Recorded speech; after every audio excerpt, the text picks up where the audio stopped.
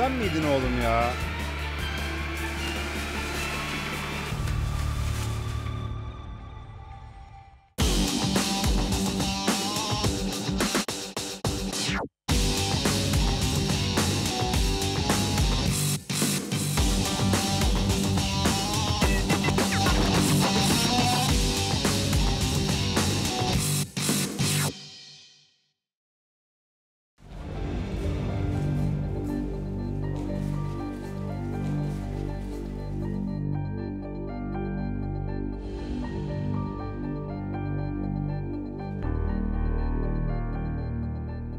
Abi sen de hırsız gibi girmeseydin o zaman. Abi aşağıdan bastım, ışıklar yanmadı. Merdivenleri zar zor çıktım. Buraya geldim, ışığı açtım, birden refleks çıkınca önüme tekmeyi bastım. Yanlışlıkla oldu, kusura bakmayın ya. Yani hiç fark etmedim bile. Ya sorun değil ya. Ne zaman yaptın abi onu ya? Abi 3 tane bacağı kırılmıştı zaten, yapıştırdım gitti ya. Başka bir sorunu yok, çalışıyor yani. Ellerine sağlık abi ya. Vallahi çok üzülmüştüm. Ya taş gibi olmuş abi. Yani istersen al top oyna Fatih. Ya o değil de ya gerçekten hırsız gelirse ne yapacağız? Haklısın abi ya. Bunca emek boşa gidecek vallahi. Abi bence alarm taktıralım. Abi alarm takalım da hadi alarm adamı kaçırdı. Ya adam buraya girip çıkarken ortalığı dağıtırsa, her şeye zarar verirse ne olacak? Bekçi tutalım abi o zaman ya. Evet ya, bekçi tutalım da bekçi bir ortalığı karıştırsın. Bina havai fişek gibi havaya uçsun. Bekçiye verecek paramız yok ya. Abi karın tokluğuna çalışacak bir bekçiye ihtiyacımız var o zaman. Nasıl yani? Seni kim gördü abi? Özkan. Ondan önce kim gördü abi? Robot gördü. Güvenlik robotu yapacağız.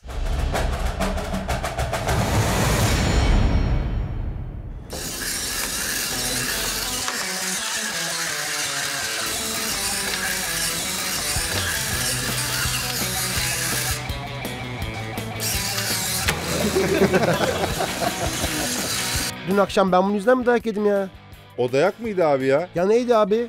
Kafamı gözümü kırıyordun az daha. Abi gecenin birinde dükkana giriyorsa o hırsızdır. Abi ben şimdi hırsız mıyım? Gecenin birinde dükkana girdim. Beyler tamam. İşte karşınızda dün geceki müthiş hırsız yakalama maceramızın baş aktörünün büyük babası. Hırsız Avcısı 2015. O ben oluyorum galiba. Evet abi. Şimdi bu ilkel görünümünün ardında çok güzel özellikleri de var aslında. Mesela darbe sensörleri var. Bu darbe sensörleri şerit metreden kesme. Ve bunlardan buton yaptık. Buton nedir? Bir şeyler açıp kapatmaya yarayan şey. Buradaki ışık sensörleri fotoğraf makinesinden söküldü. Eski fotoğraf makinelerinden söküldü. Kızılötesi sensörü var. Kızılötesi sensörü sayesinde elimdeki kumandayla açıp kapatabiliyorum.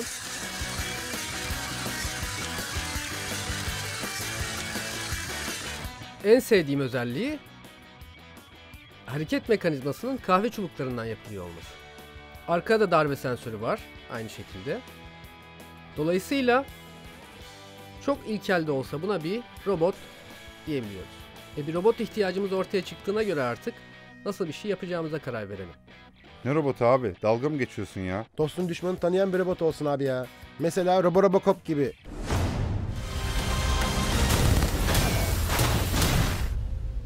Robocop gibi bir robotu yapmak çok kolay değil tabi. Yok artık, Transformers yapalım istersen. Üzerine biner yarış yaparız.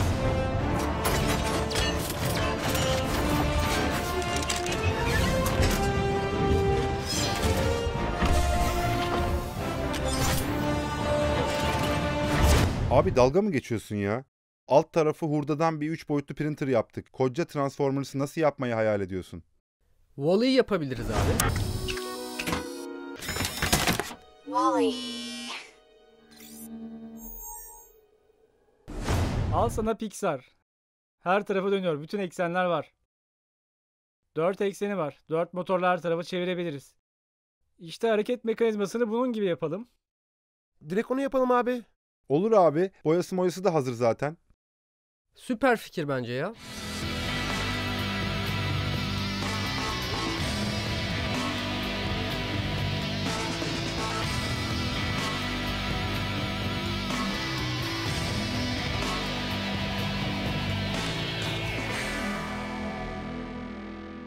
Abi benim buradaki tek yorumum oraya bir denge ağırlığı koymamız olur. Çünkü öbür türlü sistem biraz dengesiz olacak gibi görünüyor. Onun dışında süper fikir bence. Ama işte bak bunda şu şekilde yaylar var denge ağırlığı gibi. Ters taraftan kuvvet uygulayacak sonuçta. Abi yapma gözünü seveyim. Aynı şey mi yayla? Abi ağırlık merkezi değiştiği zaman yayın gergisi de artmıyor mu zaten? Yani kuvvet de artıyor sonuçta. Yayın gergisi artıyor ama oradaki açı değiştikçe bu sefer onun üzerine giden kuvvet değişecek. Senin mutlaka onu bir denge merkezinden dengelemen gerekecek abi. Burada bir ağırlık varsa burada da olacak. Basit fizik. Tamam bunu tam denge merkezine getireceğiz. Olmaz işte abi.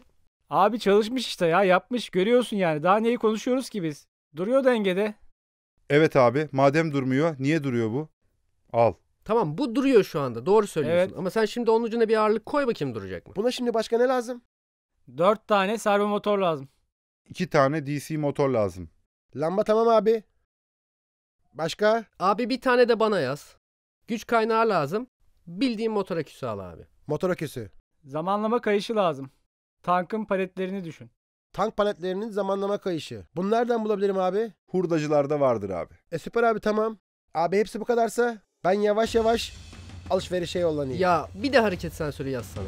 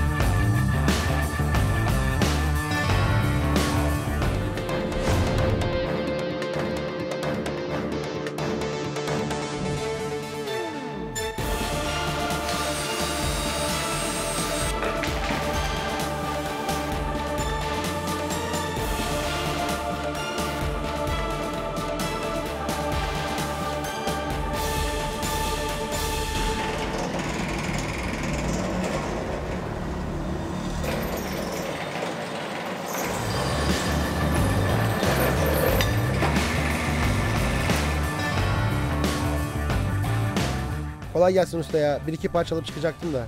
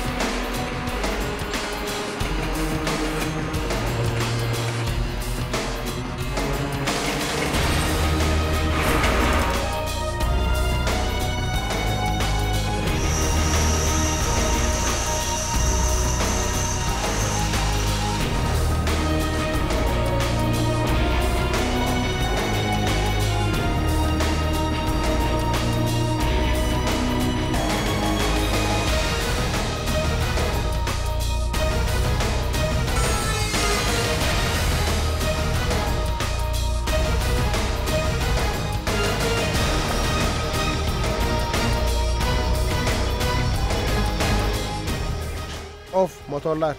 Geçen gün bunlardan çok aradım bulamadım ya. Sende varmış. Ve zamanlama kayışın da var bir sürü. Ne güzel ha ama bu ufak. Bak bundan arıyorum. Şunun biraz daha büyüğünden.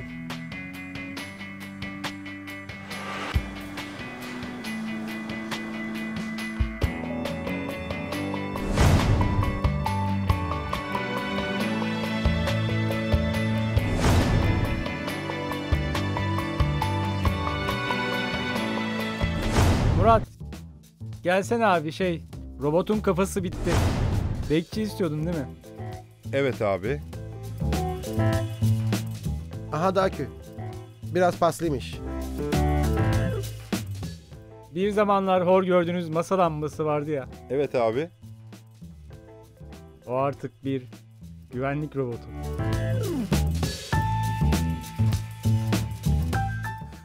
Yok artık ya. Abi bu bildiğin güvenlik dayısı olmuş be. Bekçi işte. Emekli. Abi gözlük yapmasaydın bari. Gözlükler kolormatikmiş. Ama onlar da işte bizim ledlerimiz. Burun da bizim kameramız. Kulaklar da bizim sensörümüz. Çok güzel olmuş Fatih. Eline sağlık. Bıyık bizim neyimiz? Bıyık görünce korkarlar ya. Abi madem bıyık yapacaksın o zaman daha büyük yap. Bu tam ikisinin arası olmuş. Ne küçük ne büyük. Bari uzat, korkutucu olsun yani. Bir de neyle yapacaksın bunu, böyle takma bıyık gibi bir şey mi? Yok ya, printer'da basarız işte.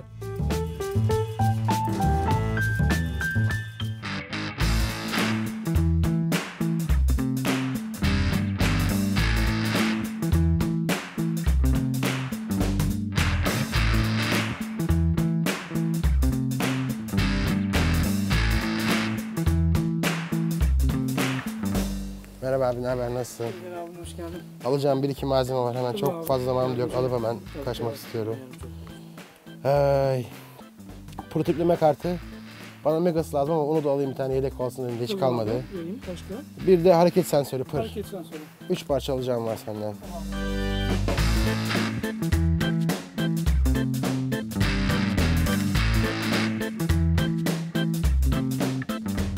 Ne kadar bunlar usta? Bunlar abi 75 lira hepsi. Mega. Nasıl gidiyor hayat? Allah Ya aşkına kusura bakma, uğraşıyoruz. öyle yoruldum ki gelirken. Yani böyle nefes alamıyorum şu anda. Çok koştura koştura arkadaşlara yetişeceğim. Bir de küçük poçalasam hızlıca ben alıp kaçayım bunları.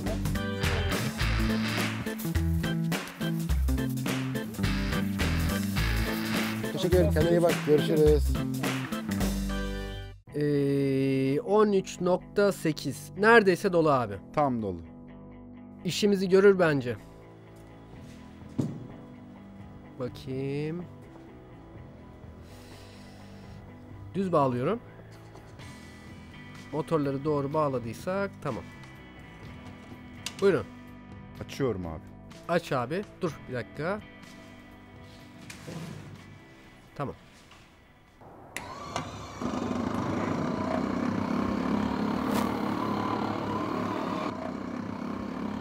Kastırıyor. Sıkıntı var abi. Orada niye durdu? Şurada sanki bir şey var. Burası tırlıyor ya.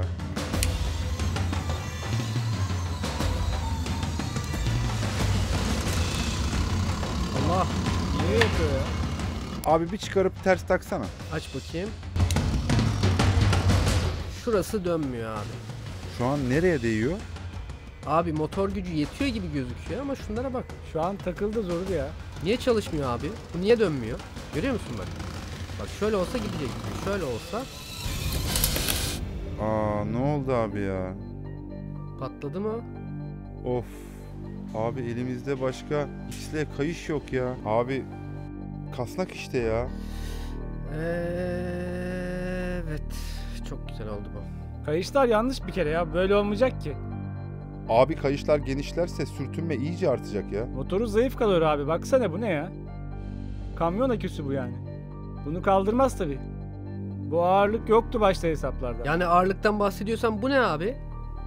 Savaşa mı gidiyoruz abi? Yani çok ağır, çok kalın, hiç gereksiz yere bu kadar büyük bir şey yaptınız yani. Yani ağır bir şey yaptınız daha doğrusu. Şu mu ağır, bu mu ağır? Bir bak bakayım ya. Abi senin seçtiğin motor bu değil mi? Kardeşim, şu kadarcık motor bu kadar akü mü istiyor ya?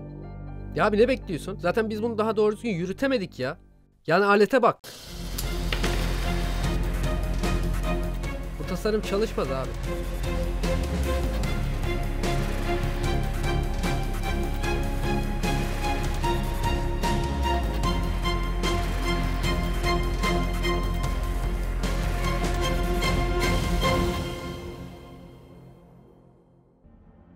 Şimdi robotu yaparken karşınıza bir sürü tabii problem çıkıyor. Bunları çözmeniz gerekiyor. En büyük problemlerden bir tanesi güç problemi. Çünkü bu kadar sensörü, kartı, elektronik aksamı bir araya getirdiğiniz zaman bunların her birinin belli miktarda çektiği güçler var. Belli miktarda akım çekiyor. En büyük problemlerden biri bu. Palet sistemini tabii ki biz keşfetmedik ve 1770'lerden beridir kullanan bozuk yüzeyler için özellikle savaş alanları veya maden sahaları gibi yüzeylerde sonuca ulaşmış güzel bir sistem. Ama bizim buradaki derdimiz tabii ki de sadece bu alanın bozuk olması değil. Aynı zamanda elimizdeki malzemelerden ne yapabiliyoruz? Bizim elimizdeki kullandığımız motorlar palet sistemini kaldırmaya yetmeyecek motorlardı. Standartın dışına çıktık aslında tasarım açısından. Çünkü önce bir tasarım oluşturulur, ondan sonra malzemeler alınır. Biz ama elimizdeki mevcut malzemeleri bir şeylere uydurarak bir şeyler yapmaya çalıştığımız için Denedik, yanıldık. Belki bir daha deneyecektik, bir daha yanılacaktık. Senin ne yapacağın belli zaten bak. Soldan gideceksin. Ben her şeyi yaparım, sorun değil. Ondan sonra ileri Benim en pas. son ne zaman yendiğini hatırlıyor musun? Gol be! Başlarım böyle işe abi. Ben neyin peşindeyim, sen neyin peşindesin ya? Niye abi, ne oldu? Abi benim bu palet işine acayip moralim bozuldu ya. Nasıl çözeceğiz bu palet işini? Gol be! 2-0 oldu abi. Sen önce şunu bir çözüm bul istersen. İzletme bari ya. Abi lafa tutuyorsun, gol atıyorsun ya. Öyle bir şey yok ya. Arkadaşlar, istediklerinizi buldum. Ayaklarım patladı ve çok fenayım.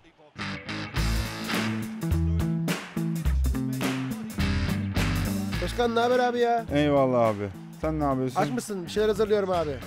Açım ama şu an yiyemem. İşim var. Tamam, o zaman sana sonra hazırlarım. Tamam abi, sağ ol.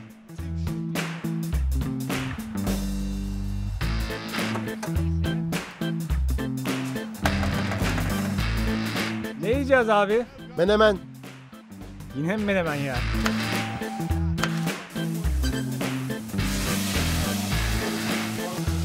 Abi hepsini bu saçma sapan tasarımların yüzünden oluyor. Gelecek malzeme, ne yapayım ben gelmeden? Beyler, açlık sinir yapar. Bir şeyler yiyin, mideniz bayram etsin. Alayım bir oyuncak araba olsun ya. Niye bu kadar tartıştınız? Ne oyuncak arabası abi ya? Bence süper fikir abi. Hiç dert tasası yok yani. Koyacaksın gidecek. Nereden bulacak ya? Taşıyacak mı o kadar yükü? Gidecek mi? Motorları oraya mı bağlayacağız? Nereye bağlayacağız? Özkan'a soralım bir. Özkan, abi bir dakika baksana ya. Abi işim var. Gel abi gel, süper bir şey konuşacağız seninle. Afiyet olsun beyler. Eline sağlık Metin. Özkan, Metin şimdi bir şey söyledi. Güzel bir fikri var. Hayırdır abi? Der ki biz bu palet yerine oyuncak araba kullanalım. Abi kaç kilo taşır ki bu alet? 30-35 lira taşıyor abi. Gördüm bayağı şöyle şu ebatlarda. İşimizi görür herhalde. Peki abi kaç paraymış? 30-35 lira civarında gene. Fiyat da aynı o civarlarda. Abi orada o kadar emek verdik o parçaya ya. O kadar para harcadık. Bazen çalışmayan bir şeyi çalıştırmaya uğraşmaktansa basit çözümlere gitmek daha verimli sonuçlar doğurabilir. Ne zaman peki alırsın? Abi hemen onay verirseniz bir çıkıp alırım. Çalışmazsa ne yapacaksın? Yazın plajda oynarız. Abi o zaman onaylanmıştır.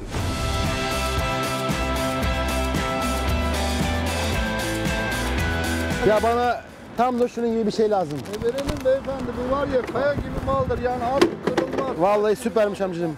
Tam lazım olduğu gibi. Öyle. Seni bile taşır üzerine bin yani vereyim beyefendi. Amcacığım alacağım. Ne nedir bunun günahı? Beyefendi bunu 50 lira istiyoruz, ne dersiniz? Amcacığım yap bir akşam pazarı ne ya. yapayım beyefendi, buradan bin Ankara'ya git yani, bu böyle Amcacığım, bir araba. 30'a ver amcacığım ya. 50 Sana çok bunu dedim. 45 yapalım, hayırını gör ya. Hadi 45 yapalım sana, ne dersin? 35 amcacığım. Ver hayırını gör, güle güle. 35 kullan. tamam Ver tamam bakalım. amcacığım tamam amcacığım tamam amcacığım. Gidin Amcacığım sende ne kol var ya. Yolda olsan say demişler amcacığım. Tabii Allah bereket. Amcacığım hakkını ver ya Allah bereket bu versin. saatte böyle bir şeyi. Kullanın, hayırını görün. Tekrar bekleriz, tekrar gelin.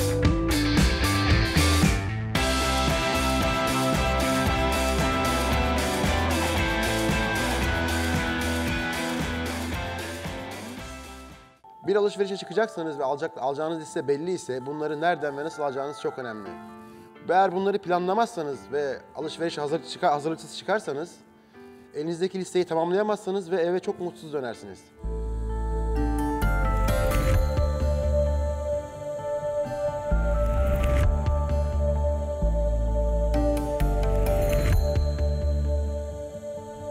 Şimdi yaptığımız makinenin hareket ederken nereye gittiğini bilmesi lazım. O yüzden önünde bir tane ultrasonik sensör denen bir alet var. Ultrasonik sensör sesle mesafeyi belirler. Ses atar, iki tane böyle gözü vardır. Bir gözden ses atar, bir gözde gelen sesi algılar. Aradaki mesafeye bakar çünkü sesin 1 saniyede kat ettiği yol bellidir. Gidip gelme süresini ölçerek çarptığı ve geri geldiği nokta arasındaki mesafeyi belirler. Bu sayede biz de robotun önündeki o koyduğumuz küçük sensörden uzakta eğer karşısında bir şey varsa ne kadar bir mesafe olduğunu anlayabiliyoruz. Fakat bu bizim için yeterli değil. Biz aynı zamanda bu öndeki sensörü bir servo motor yoluyla sağa ve sola çeviriyoruz. Dolayısıyla sağındaki ve solundaki mesafeleri de biliyor olması lazım. Bu ne için gerekli? Karşısına bir şey çıkarsa döndüğü zaman tekrar karşısında sağında solunda bir şey var mı? Ya da önü de dolu, sağı da dolu, solu da doluysa bu sefer geri çıkmasını sağlar. Ya Murat bir bakabilecek misin abi buraya? Geliyorum, bir dakika, elim dolu. Geliyorum.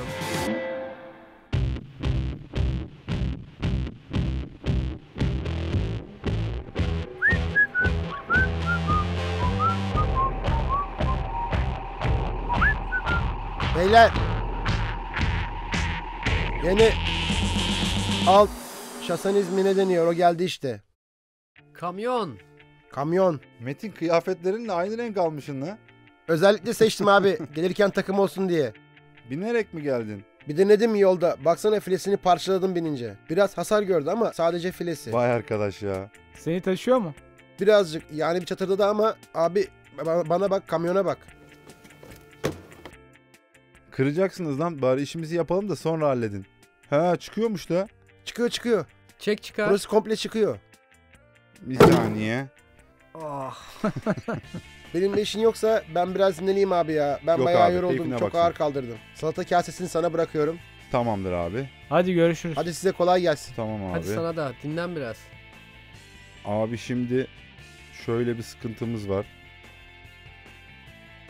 Abi şimdi bunun üzerinde mevcut burası var. Bir ağırlığı da var bunun. Bunun şu anda bu eksenden böyle oluşan kuvveti bu motor kaldırmıyor. Ve mecburuz yani yapacağız. Denge ağırlığı kullanacağız. Baştan beri zaten denge ağırlığı kullanalım tarafındayım ben ya.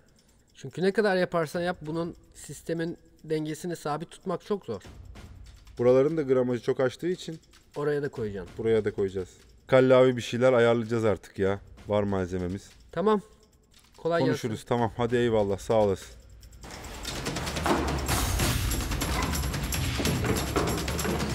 Bazen çok daha basit olan aslında en ideal çözümdür. Kamyondaki gibi basit sadece bir tekerlek takıp sonuca gitmek aslında daha mantıklı.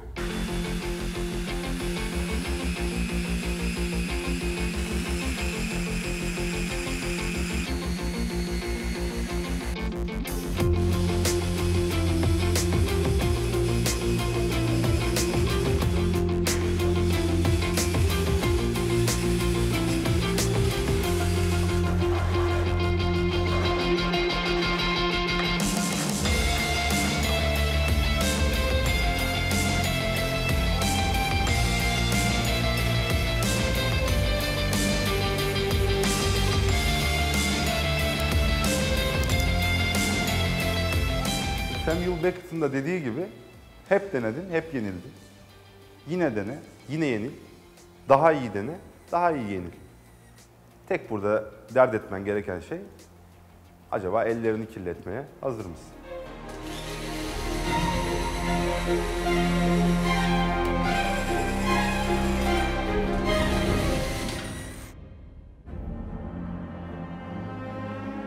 Bu robotu yaparken karşılaştığımız iki tane önemli problem vardı. Bir tanesi ses problemiydi, bir tanesi de görüntü aktarım problemiydi.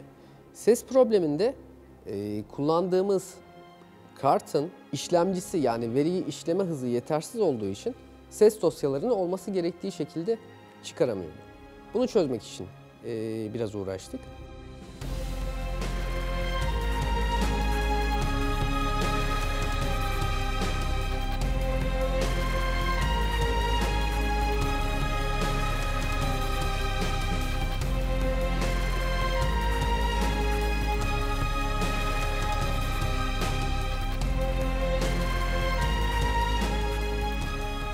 İkinci çok uğraştığımız şey görüntünün aktarımıydı. Nasıl ki siz bugün mesela YouTube'a girip bir video izleyebiliyorsunuz. Oradan hatta canlı yayınları seyredebiliyorsunuz. Biz de aynı şeyi bu robot için yapmaya çalıştık. Robotun gözüne bir tane kamera koyduk. Bu kamerayla internete görüntü aktarıyoruz. Ve internet üzerinden başka bir yerdeyken biz o server'a bağlanarak o görüntüyü görebiliyoruz. Bununla da kalmıyor. Aynı şekilde buna uygun bir yazılım hazırladık. Bu server üzerinden robotumuzu komuta edebiliyoruz. Tabii ki bunun yazılım kısmı da çok zor. Çünkü iş karmaşıklaştıkça onların birbiriyle haberleşme sistemi de değişiyor.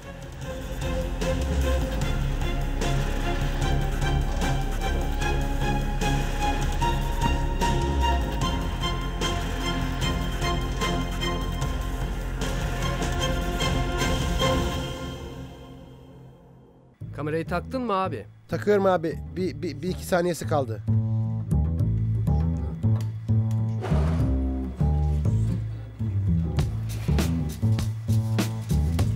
Beyler. İç organlarını getirdik.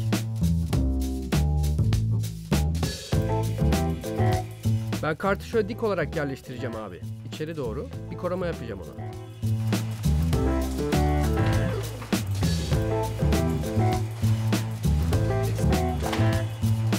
Abi bu kablolar çok fazla değil mi ya? Hiç fazla değil abi. 4-5 tane diye düşünüyorduk. O yüzden yer yapmadık. Profillerin içinden geçecekti. Abi ne 4-5 kablosu ya? Yani zaten yer yapmana da gerek yok artık yani. Görüyorsun şunun halini ya. Yani kablosuz kamera var. Gözlerinde ledler var. Hareket sensörleri var. 2 tane motor var. Kafada bilmem ne. Oradaki kabloları yani öyle profilden geçecek bir kablo değil o. Buradan geçmesi mümkün değil. Yani ayrı bir yerde yapma artık. Zaten Yapamayız plexiglas- zaten, bitti. Kapatırız.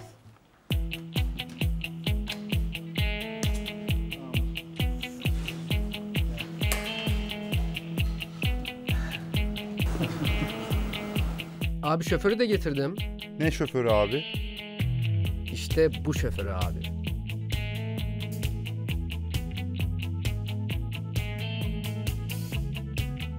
Gayet güzel yani biraz. Camları niye kırmızı yaptın abi? İlk etapta görünmesin diye. Sonrasında ışık yanınca Ha, içi böyle içi ayna olsun. gibi parlayacak.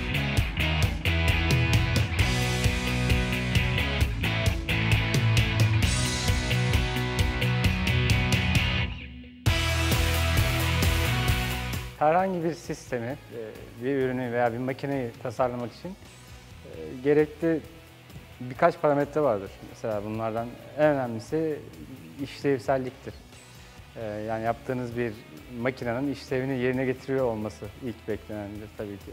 Dayanım da çok önemlidir. Yapacağınız ürünün kesinlikle koşullara dayanıklı olması gerekir. Kolay üretili birlikte çok önemli. Biz bunu 3D printerla açtık. Birçok parametre var. Estetik de önemli mesela. Özellikle ülkemizdeki tasarımcıları öldüren en önemli, en büyük etken maliyettir.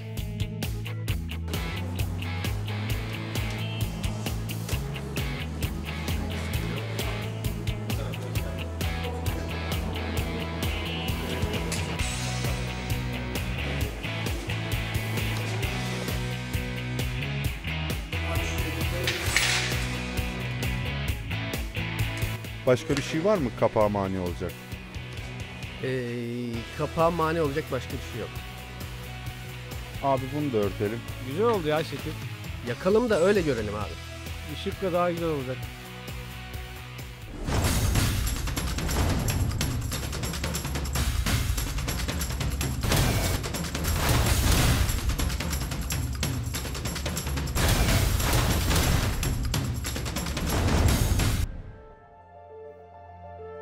Şuraya doğru alıyorum sotaya. Tamam mı? Şöyle. Geldiği zaman o hareket sensörleri hemen onu algılayacak. Abi burada ışıkları kapatıyorum. Ondan sonra da güvenlik moduna alıyorum. Beyler kapıyı açmaya başladı. 10 saniye gelir.